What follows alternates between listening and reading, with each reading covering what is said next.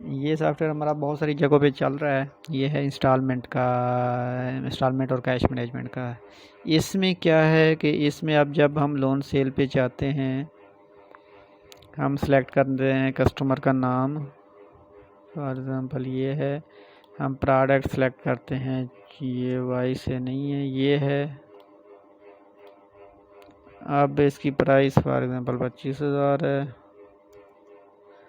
और यहाँ पे हम पेड इसको लिख देते हैं, 5,000 इसने पेड किया है। यहाँ पे हम नंबर ऑफ़ इंस्टॉलमेंट लिखते हैं, 5 कर लिए। फॉर एग्ज़ाम्पल 15,000 इसका रहता है, 5 इंस्टॉलमेंट इसने निकाल ली, 3,000 इसके बन जाएगा। ये इसको जो ये रिमेनिंग अमाउंट होती है, इसको जितनी नंबर ऑफ़ इंस्टॉलमेंट करते हैं इस पे डिवाइड करके इक्वली ये जो है ना बना देता है। और ये अब हर मंथ जैसे ही आज हम सेल कर लें, पहली इंस्टॉलमेंट यहाँ से हम सेलेक्ट कर लेते हैं, पहली किस डेट को ये देगा, अगले ऑटोमेटिकली ये निकालता रहता है। अब इसमें ये काफ़ी अच्छे तरीके से चल रहा है सॉफ्टवेयर, बहुत सारे हैं। अब पिछले दिनों भी मेरे से रब्ता किया है कुछ कस्टमर्स, काफ़ी सारे आते जाते रहते हैं।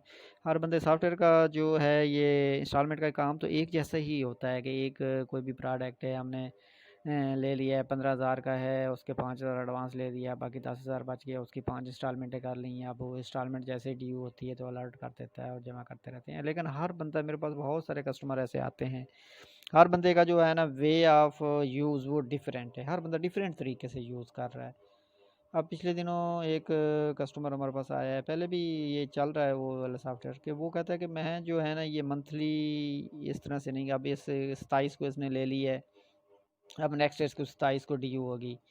और हम वो कहते हैं कि हम इस तरह से, हमारा सिस्टम नहीं है। हम क्या करते हैं, एक जो है ना वो यकम को होगा, यकम नवंबर को इंस्टॉलमेंट होगी, वो इक्वल नहीं होगी।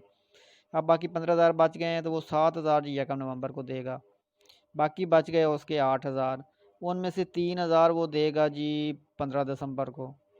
और बाकी बच गए कितने, बच जितने भी बच गए वो अब 12 फरवरी को देगा। यानी अपनी मर्ज़ी की इंस्टॉलमेंट्स उसमें लगानी है, कि अपनी मर्ज़ी से वो उसमें ऐड कर सके, डेट भी और अमाउंट भी मर्ज़ी से फीड करें, कि हम अपनी जितनी मर्ज़ी मर्ज़ी से ये एंट्री करें और वो उससे अलर्ट करता रहे। तो उसके लिए हमने इसी सॉफ्टवेयर को मॉडिफाई किया है।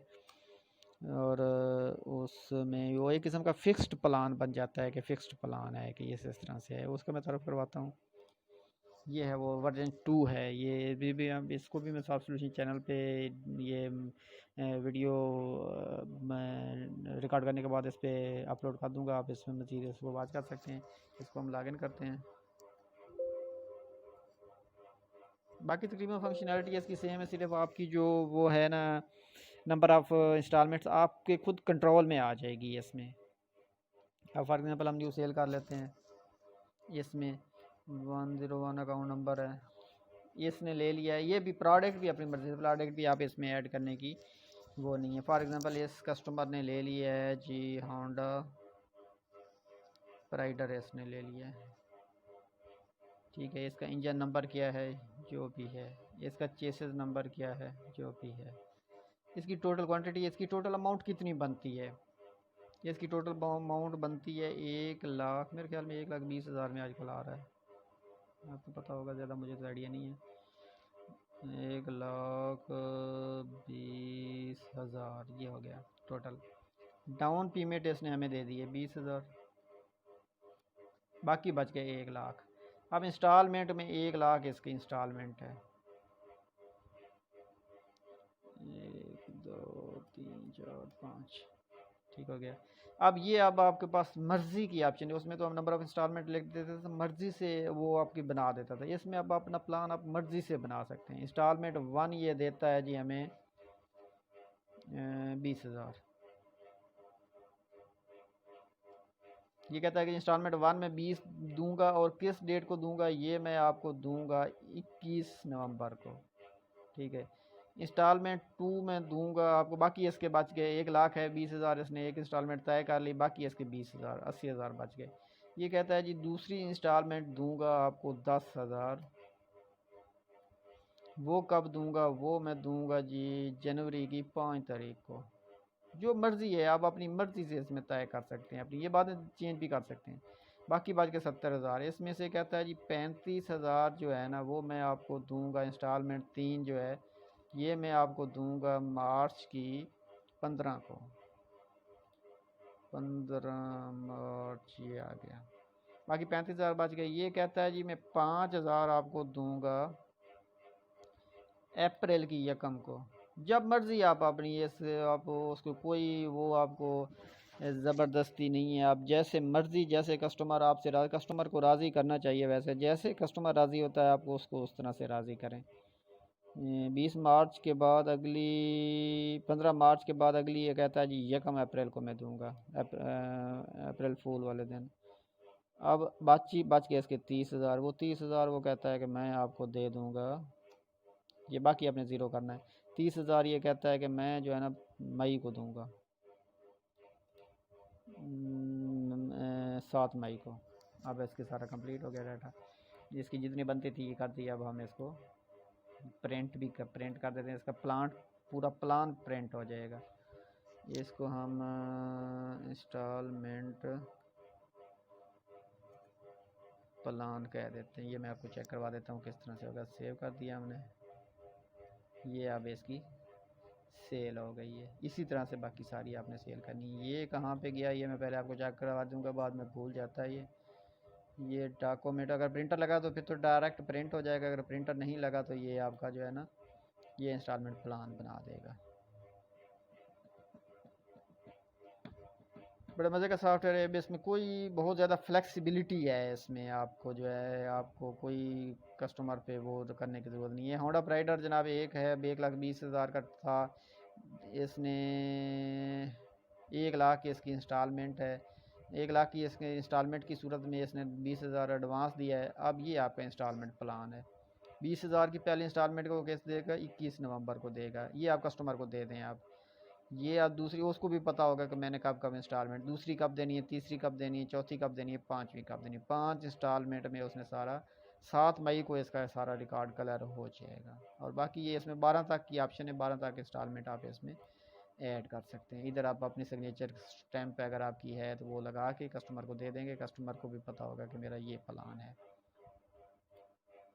अब अगला काम इसका रह गया है, ये कौन सा, ये तो वो दूसरे वाला है, ये है वो। अब ये एक्टिव कस्टमर में आ जाएगा, ये एक्टिव कस्टमर। इसमें अब आपको ये बता रहा होगा ये अभी होंडा प्राइडर ये लिया है और 1 लाख इसका बैलेंस है। ये इसकी डिटेल में जाना चाहते हैं, इसकी डिटेल में अब ये सारा कुछ आ रहा है डिटेल के। पहली इंस्टॉलमेंट जो है वो 20,000 की है। और इसमें दूसरी ऑप्शन ये भी है कि वो दूसरे वाले सॉफ्टवेयर में हमारी ये चीज़ नहीं है, उसमें चूँकि लिमिटेशन है कुछ, उस वजह से उसमें नहीं किया जा सकता। इसमें ये क्या है, अब पहली इंस्टॉलमेंट इसकी 20,000 की है, ये 10,000 दे देता है। तो ये दूसरी बाकी जो है ये मैं आपको कहाँ बताता हूँ कहाँ पे ड्यू होता है। ये अब सारी डिटेल बता रहा है कि ये जो है इस इतने थे, इतने इसने एडवांस दिया, बाकी इसके ये इतना बैलेंस है। अब ये जमा कराता है, जैसे जैसे ये जमा कराता है इधर ये भी बता रहा था इसने जमा कराई है कि नहीं। ये आगे अनपेड आ रहा है, ये अनपेड आएगा जब तक ये 20,000 के 20,000 जमा नहीं कराएगा ये अनपेड ही रहेगा। जब ये 20,000 जमा करा देगा पहले इंस्टॉलमेंट इसकी कंप्लीट आ जाएगी फिर ये पेड होगा। इसी तरह ये सारी अनपेड है। इधर से आप चेंज भी कर सकते हैं, किसी को कोई चीज़ डाटा चेंज करना है, डेट चेंज करनी है, ये सारी चेंज कर सकते हैं, डिलीट भी कर सकते हैं। अब ये जो है